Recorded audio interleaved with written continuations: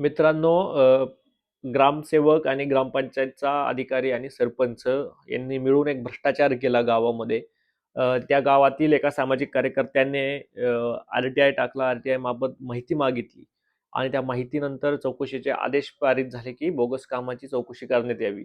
खरं तर आता माझ्याकडे लोकायुक्त महाराष्ट्र राज्य लोकायुक्त कार्यालयाचं रिसिव्हिंग लेटर आहे. ते रिसिव्हिंग लेटर आपल्या हाती लागलेलं आहे.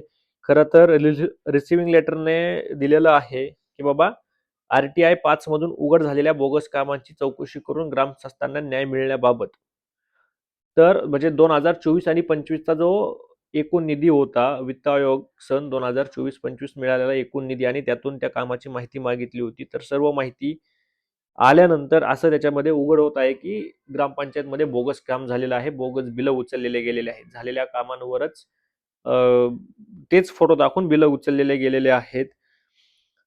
प्रश्न हा उपस्थित आहे की लोकायुक्त महामहिम आदरणीय राज्य लोकसेवक कार्यालय लोकसेवक भवन मुंबई महाराष्ट्र राज्य यांचं रिसिव्हिंग लेटर किंवा यांचा आदेश पारित होऊन देखील जिल्हा प्रशासन याच्यावर काहीही कारवाई करत नाही. ह्या एक्सपोज व्हिडिओ आपण सविस्तर करणार आहोत यूट्यूब चॅनलवर.